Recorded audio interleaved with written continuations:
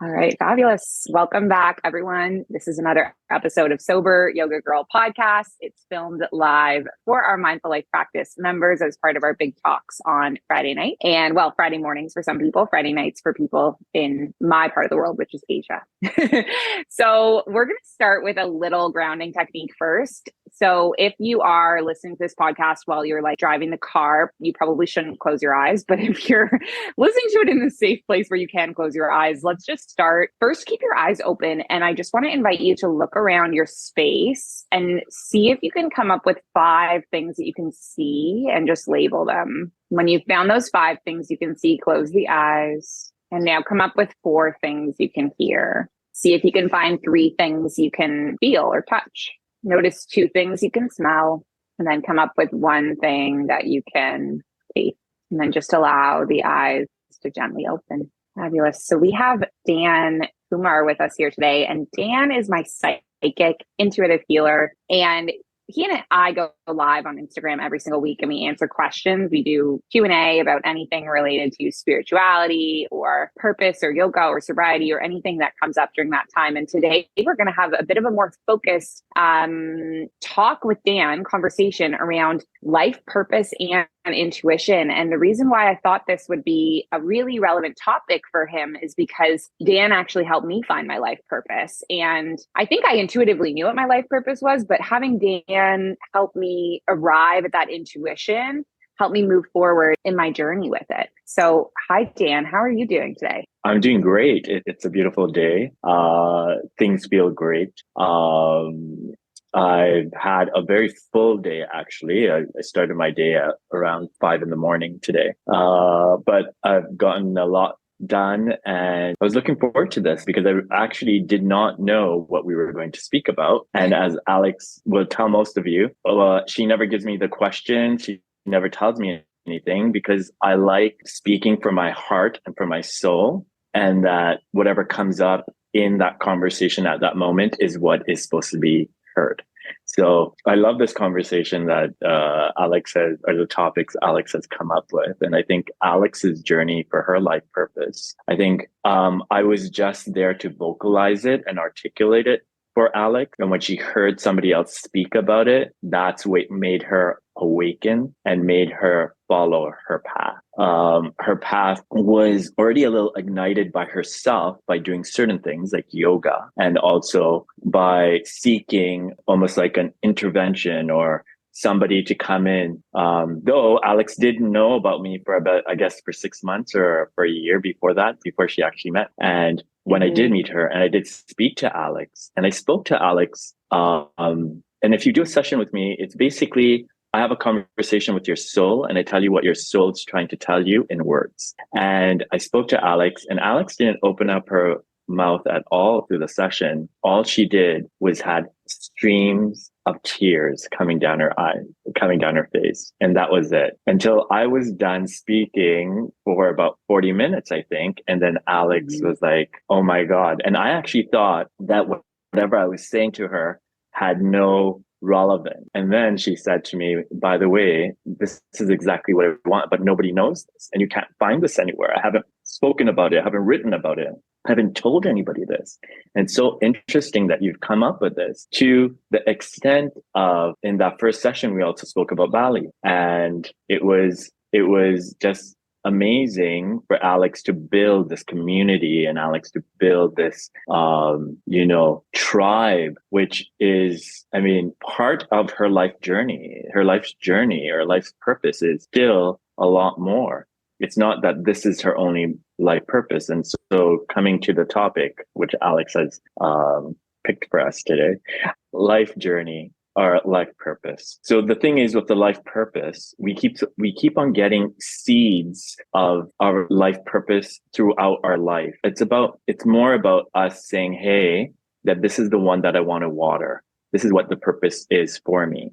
It could be an emotional purpose. It could be a mental purpose.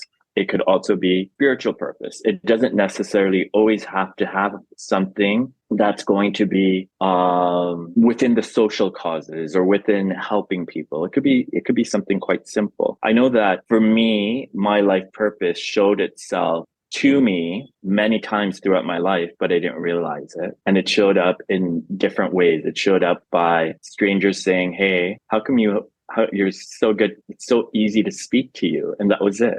That was one way of people showing me that that could be my life purpose. But the other thing was, while I was growing up, I always had this thought of changing the way people were thinking, because I was going through my own trauma and bullying when I was a child.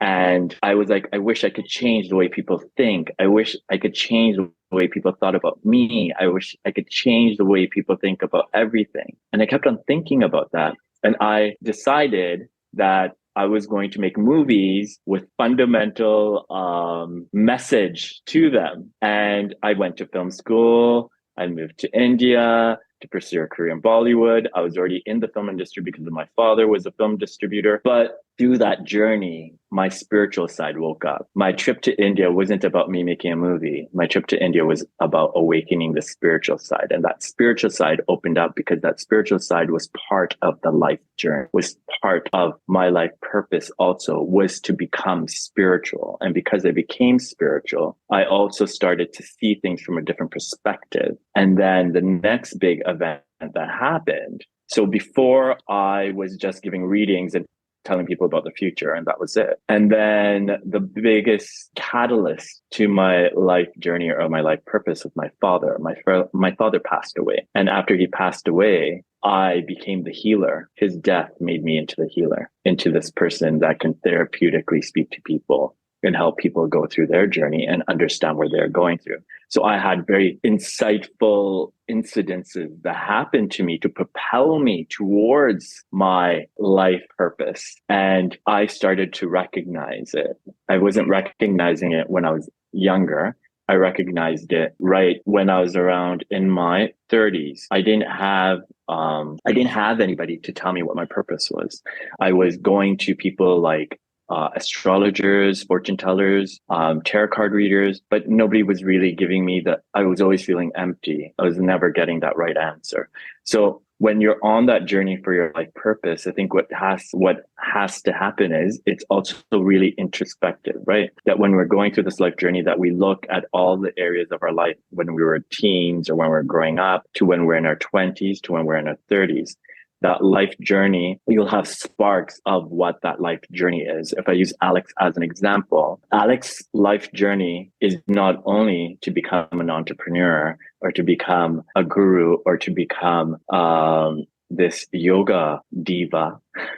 Alex's life journey is actually, there's a lot more to Alex's life journey. There's love that has to sprout in Alex's life's journey or life's purpose. She needs to focus on love and find love within, and then it will come out from without. So that's part of her purpose. Her purpose in this life was to find love, true love. And that doesn't necessarily mean in another person, but that actually means in herself and fulfilling that. And knowing Alex for so many years, I can see how that love has grown within her and how she's fulfilled herself. So that was part of her life journey or life purpose. Does this make sense? Alex, I mean, you can put in your 2 cents about this too, because I do feel that your life purpose is not just one thing. And sometimes we say that this is just our life purpose, but actually our life purpose is multiple things. Yeah. It's not just one thing. Yeah. And I think that's a big thing about, like when people feel like, oh, the job that I'm doing is not fulfilling my purpose or whatever, I'm not that inspired by the work I'm doing. I read something somewhere about, they're talking about how someone at like in their 40s realized that they like always wanted to be a figure skater, but like just for fun, and then started taking figure skating lessons and like doing that on the side from their work. And I think that's really important because in Patanjali's Yoga Sutras, he speaks about the 4 aims of life. And one of these is dharma, which is your purpose. But one of them is also artha, which is the material means to fulfill your purpose and to find your purpose. And so the example being like when I wanted to have a career in yoga, but financially it wouldn't be possible. So I kept doing my teaching career and I just found purpose elsewhere until I made it a possibility. And so I think your purpose can be, your hobbies, your activities, your passion, your journey, your family. It can be so many things beyond just like work per se? So I'm going to make it even simpler for everybody. Your life purpose is a feeling. Your life purpose is a being. It's how you be and how you feel. That is your life purpose. Your life purpose isn't necessarily something that you have to do. It is something of a feeling, and it's something of a being. You be your life purpose. It's not that you will kind of take a journey towards your life purpose. Your life purpose is always going to be about a feeling and things that make your feeling feel better. So if it's writing a book, if it's helping kids, if it's cooking, whatever it is, that gets you to a feeling that is from a soul level making you content, then that's your life purpose. Your life purpose isn't necessarily a destination. Your life purpose isn't necessarily a journey that you're taking. There's a life journey, which I keep on talking about, my life's journey. And then there's the life purpose. I know my purpose in my life is to recognize me and to understand me. And my life purpose is to always make sure that I feel at peace. And when I don't feel at peace, then I'm not in my life purpose. Does that make sense? Now, a lot of people would say, but I want to do something that seems fulfilling. Something that seems fulfilling is just something that feels fulfilling.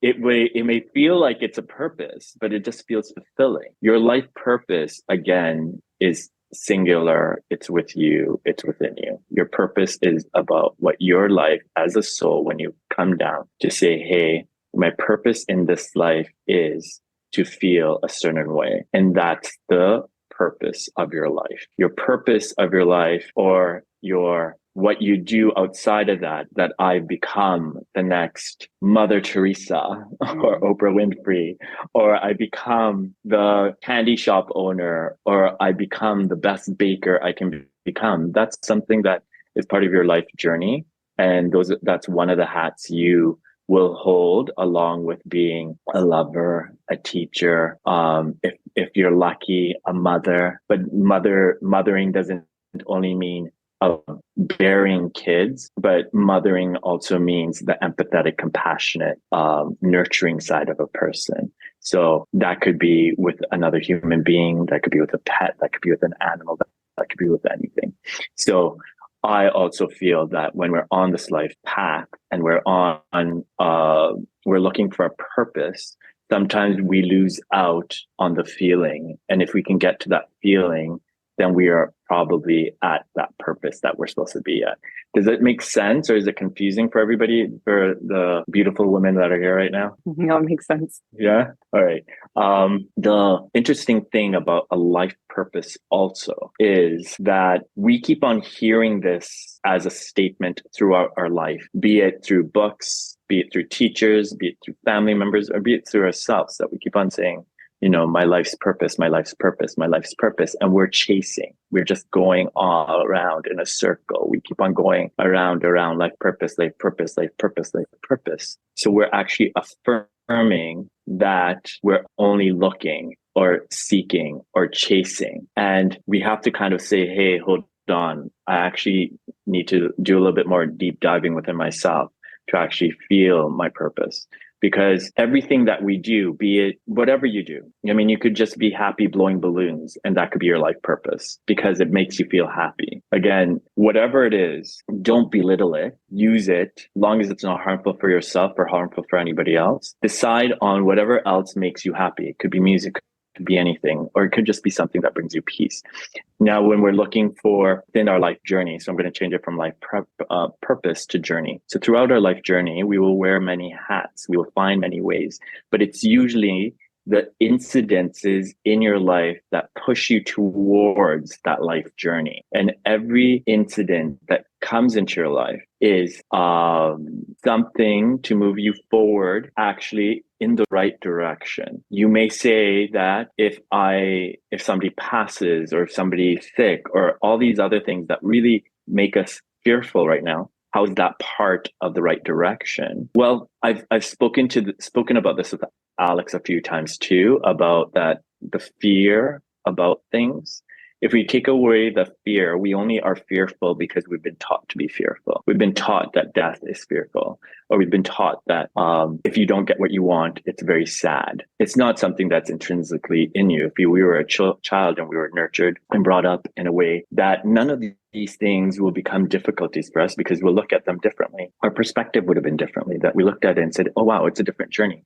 I spoke about this a few months ago when me and Alex were talking about grief. We did a podcast about grief, and young mother and daughter lost the young mother lost her husband to COVID, and the daughter is about 3, and she didn't know how to tell her daughter. And then she went to her daughter and spoke to her daughter, and her daughter said to her that, oh, mom, so Dada's gone to heaven, so he's going to be taken care of. Nobody's taught this girl anything. This girl doesn't know about heaven. She must have heard it from somewhere, but she had this narrative of where her father was going without anybody telling her. And I thought that was beautiful, because I know how the mother has brought up this child, that this child is so organic, and she blossomed into her own self. So she had her own sense of wisdom at this young age. But for a 3-year-old to speak this way, it's beautiful. And that incident has only made her stronger, as I think she's 5 now or 6 now. And now she's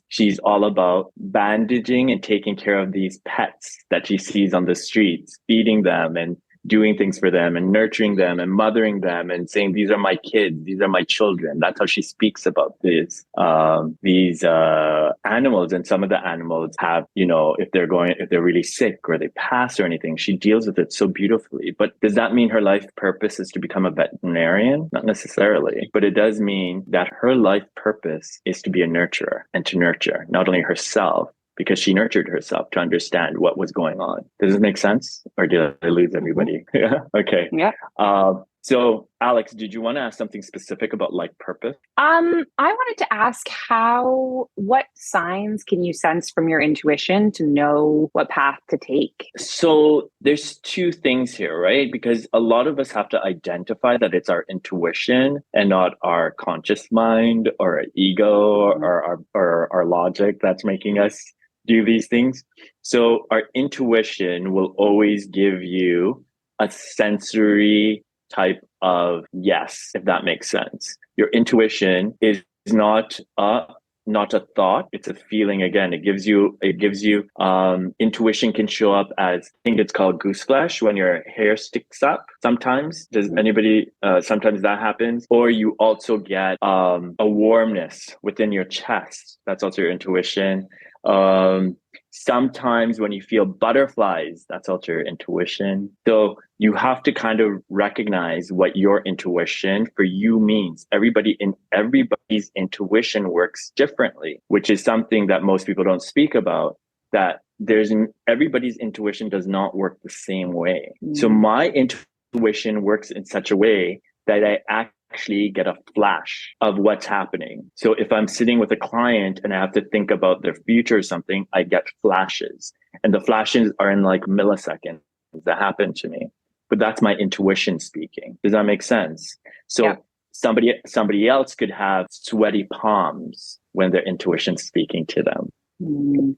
So you would think sweaty palms would mean I'm nervous, means that I'm but it could be your intuition speaking to you. So you have to recognize with yourself, what is your intuitive insight and how you are getting it sensory wise.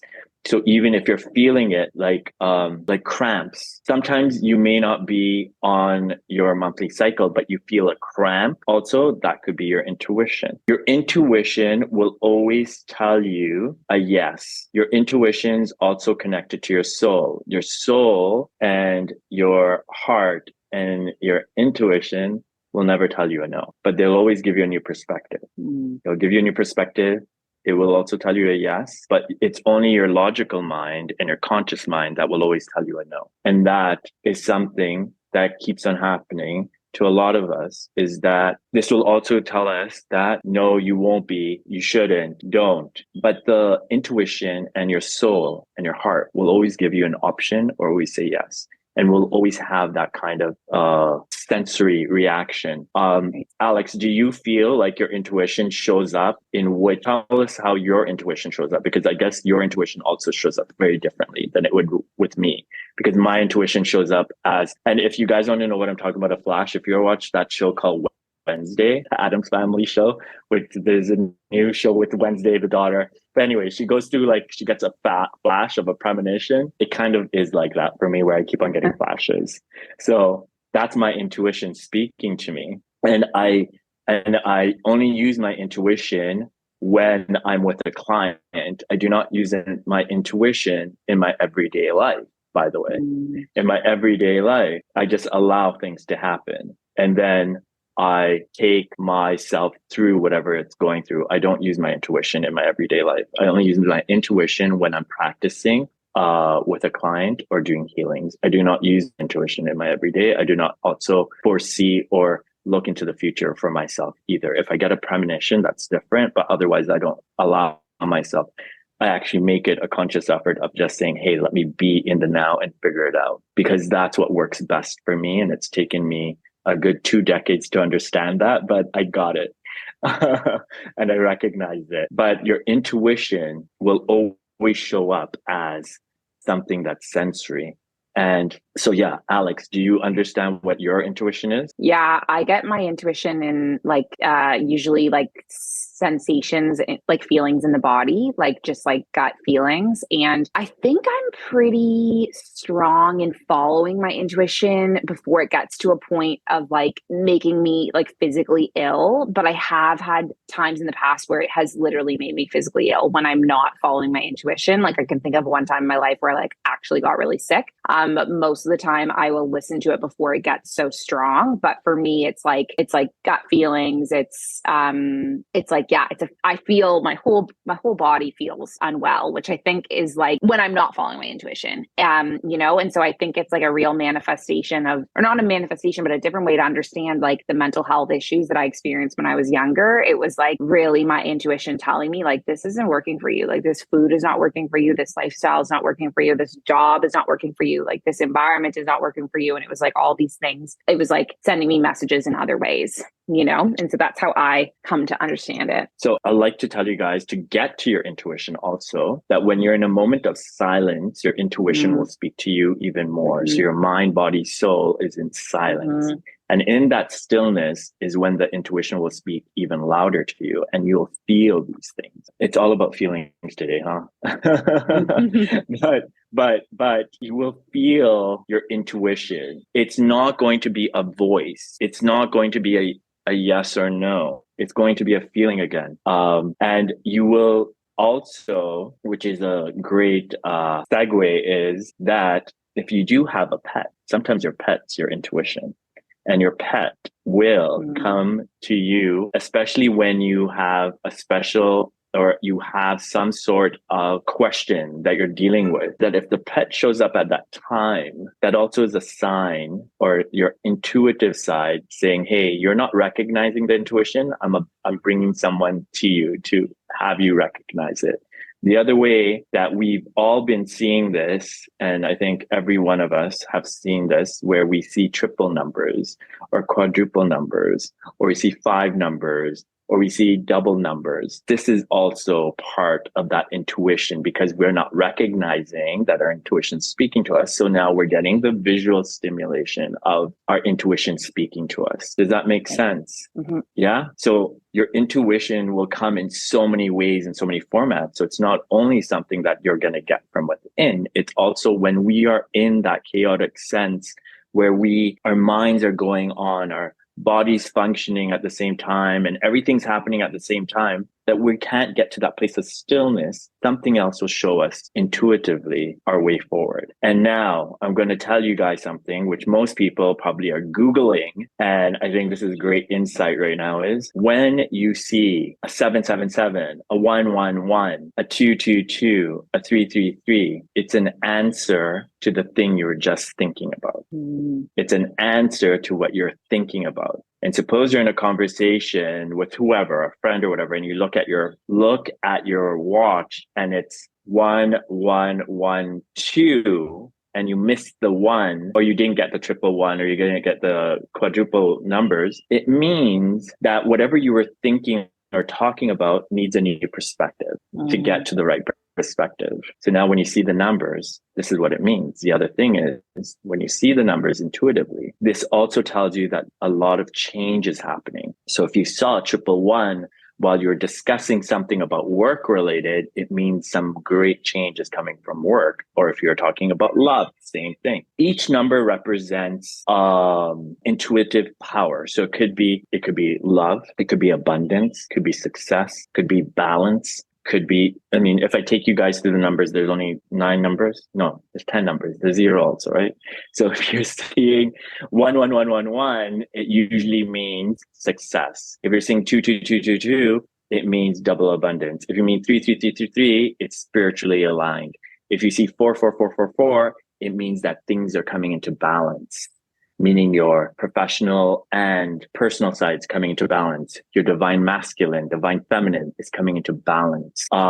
If you see 5, that has a very wealth connotation to it, that a lot of wealth is coming in. If you see 6, that has a lot to do with enhancing your spiritual practice. If you see 7, that means that your intuition is speaking to you and it's saying yes. Or it also means that your emotional side is coming into a better place. So you may feel emotionally overwhelmed, but then you see 7, it means that your emotions are going to change right now pretty quick and you're going to feel better. 8 means it also means infinity, but it also means that the balance that you're seeking not only within is also going without to the people that are around you. So there's a beautiful thing, that the balance that you have within is also going out towards the people that are around you that are very important to you. 9999 is actually a destiny number. 999 also means that what you're doing or what you're talking about is part of your life's journey, purpose, destiny. And if you see 0000, exactly what does 0 mean? It means we're going to start something new. It's starting from the beginning. Does this make sense? Mm-hmm. Yeah, helpful that now when you see it. So now when you see that, suppose you're seeing 1110, again, it says change your perspective. Now, if you see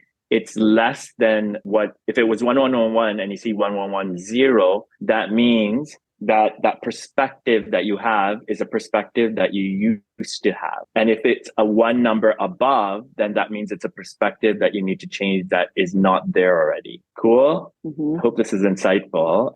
I mean, we're in the phase of newness also, right? So there's a lot of newness coming. So this is also working on your intuition when you see these numbers. So because we were also going to talk about intuition, I thought this is a very good way of looking at things differently, because what most people will do is they look at the number, they go on Google and Google it, and there'll be like 10 different things that they'll tell you on Google about what it means. And some things are kind of similar to other things. But I think if you can do it as simply as I put it, the simpler you make it, the easier it is. And the easier it is for you as a human, as a person, as a soul to go through it and make it work even better. Do you have a question about intuition, Alec? I was thinking we have about 10 minutes left or 12 minutes left. And so I was wondering if anyone else here has any questions they want to ask. Yeah.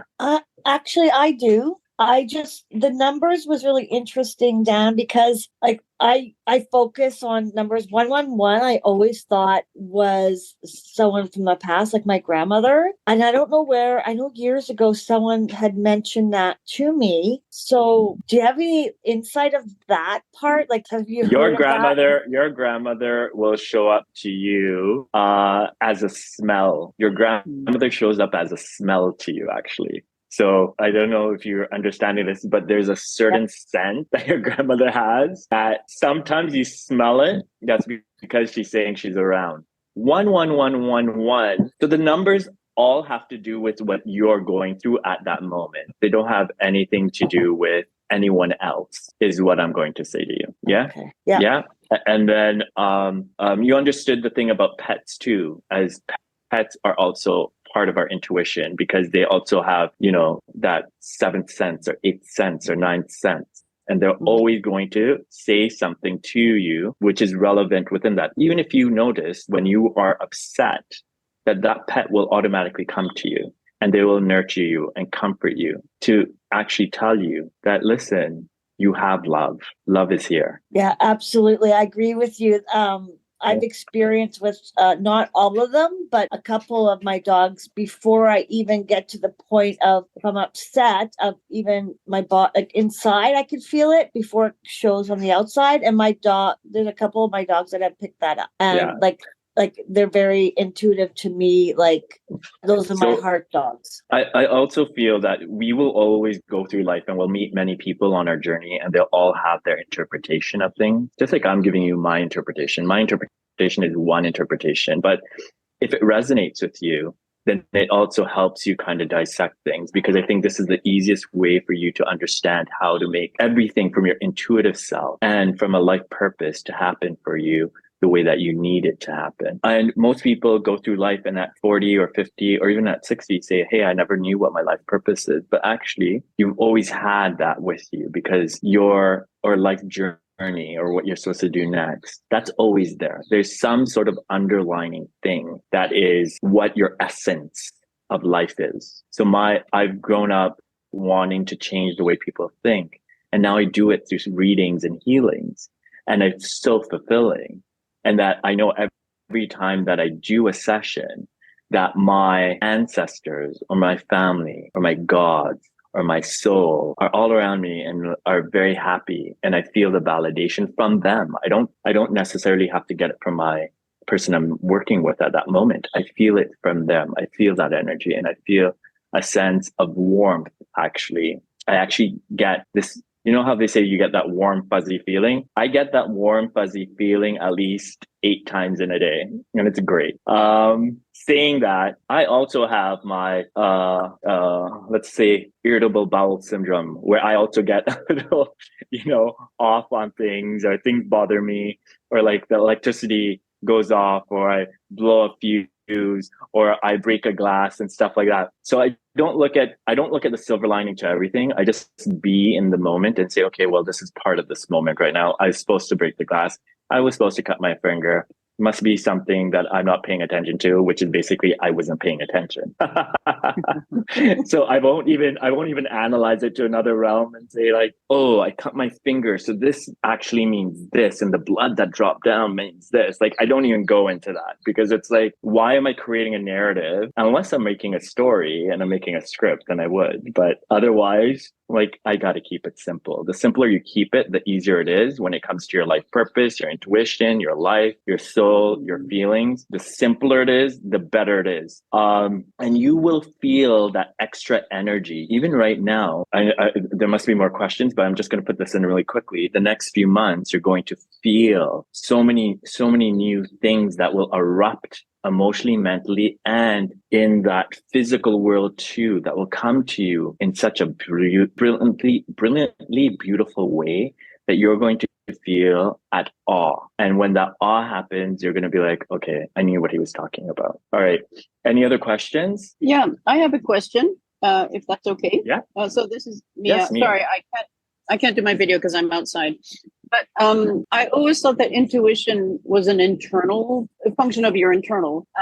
And what you're suggesting with the numbers is that there might be some external stimulus as well. And so my 100%. question, and so my question is, where do you see, number one, dreams, which I think are internal and subconscious, in relation to intuition? And then where do you see something very external, which is tarot readings, for example, which I take quite seriously. So those are two kind of two extremes, right? One is internal, one is external. One is subconscious, and one is this is what the external is telling you. How do you see those in relation to intuition? Yeah, so they're both aspects are messages. Your dreams are usually a feeling that you get within the dream. The actual information that happens in the dream might not be relevant, but the actual feeling in the dream is what's important. When it comes to tarot, you're picking up energy and the cards are sensing the energy that's around right now. And they're giving you the spread or the deck. And that gives you, I don't think the tarot card itself it picks up energy. It could also pick up from your intuition. Also, if you're doing it for yourself, if you're doing tarot for yourself and your deck is specifically only for yourself, then yes, that will pick up from your intuition also certain messages that you're not getting. The problem is what happens with us is because we are human. We have many things that happen. We have a phone that's beeping. We have, dinner we have to make. We have a whole bunch of things that are in us that keep on clogging up this intuitive side of us. That's why I said when you're still, you can get better messages. So now when the dreams happen, the dreams are messages that you get. They're not necessarily connected to your intuitive side, but that's called your dream life. And your dream life can also be your parallel life. If you believe in that's another version of yourself that, is playing out emotional attributes that you're dealing with right now too, be it good, happy, sad, whatever.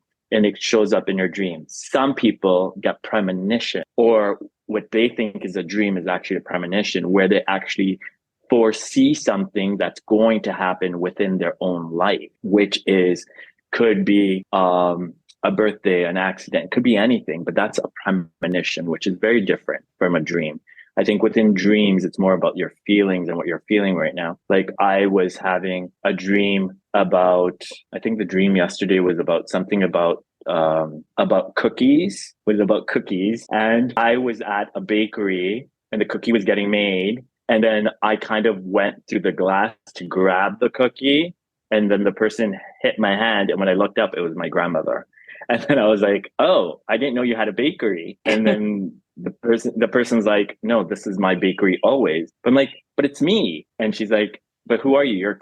You're a customer. You can't just pick up she didn't call them cookies. She called them biscuits. You can't pick up my biscuits whenever you want. And then I was like, okay, but what are these biscuits? So then again, it was more of an emotional thing for me, because what happened prior to that day was I actually was trying to replicate one of my grandmother's recipes and I didn't know what it was. So when she came up in my dream and she said, that means basically I shouldn't be copying her recipe and make my own recipe. So, I mean, that was the interpretation of it. It was more of a feeling of it.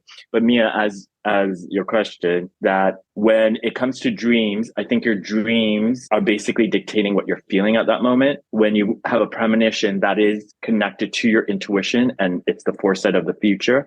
And when you are doing your tarot for yourself with your cards for you, which is your deck, again, I'm going to emphasize that because I feel when people are doing tarot, they should have a separate one if they're doing it for others, and for themselves, they should have their own deck. And it should be a different type of deck. So if you've got the Rider deck, great. So maybe you can get another version of the Rider deck, or you can get the Tarot Angel deck or whatever it is. But when you're doing it for yourself, yes, it's very much connected to your intuition and the energy that you're putting out there. The only thing is you really have to be also in a blank space, because your logical mind and ego are quite powerful for most people. And sometimes we project and we take out a card.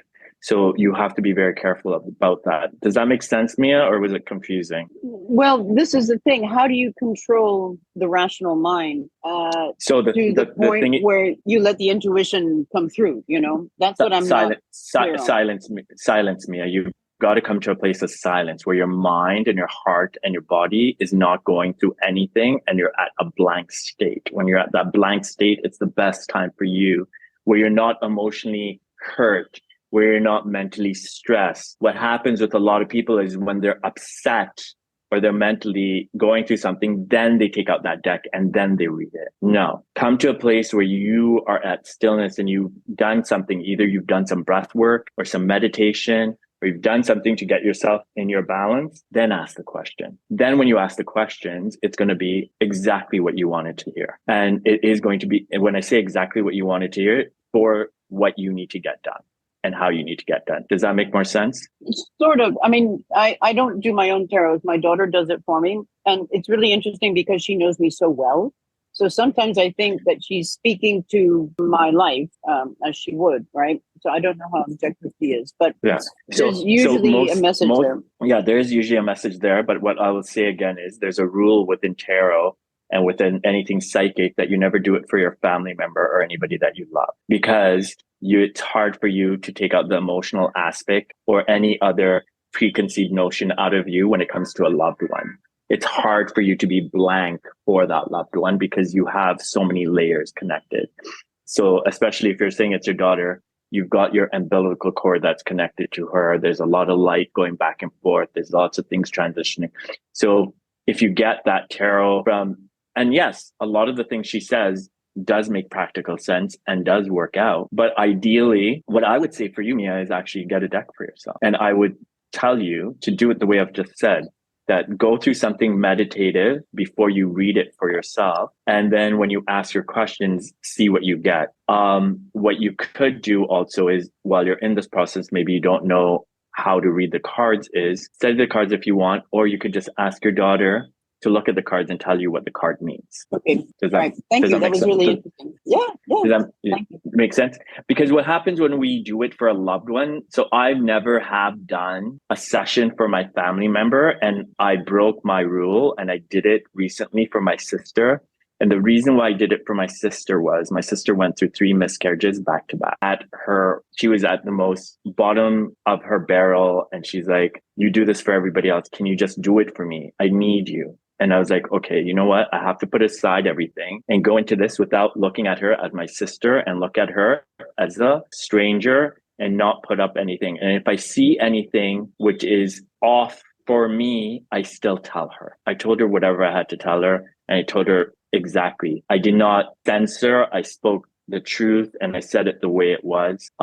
As brutally honest as it was for her to hear what I had to say. But what I know is that she had a whole sense of relief after I spoke to her. And I don't think I'm ever going to do it again for her. That was the one time. She got one pass out of her life with me, and that's it. I'm giving her that one pass, and that's it. Nobody else.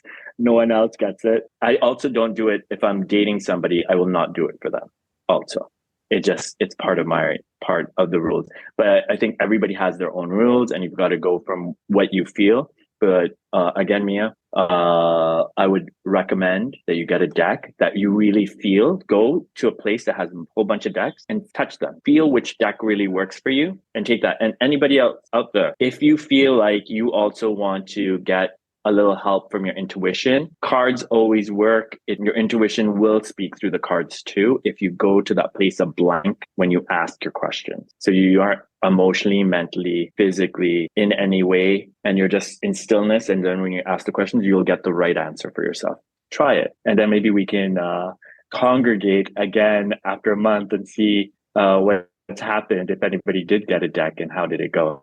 And Alex, do you have a deck for yourself? I do. I actually have quite a few decks in my house because my friend whose house I'm subletting from is who you know, actually, Jen. She makes, one of her businesses is that she makes decks. And so there's like a whole bunch on the shelf. But I have my 2 personal favorites.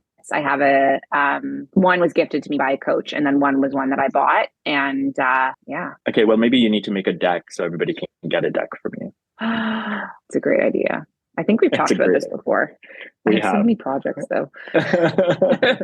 All right. I hope this was helpful for everybody today. And again, it was great seeing you guys. And if there's any other questions, let me know. And if it comes in afterwards, DM message Alex, and we'll get to it either on our Insta Live or on our next talk. Yeah, perfect. All right. All right. Thank you so much, Dan. And thank you everyone for coming. All right. God bless you guys. Be kind to yourself. Be kind to others. Thank you so much. Bye. Thank you. You're welcome. Bye. Bye, everyone. Bye. Have a great day. Bye. Bye. Bye. Thank you. Bye. Thank Bye. you. Thank you. Bye. Thank you.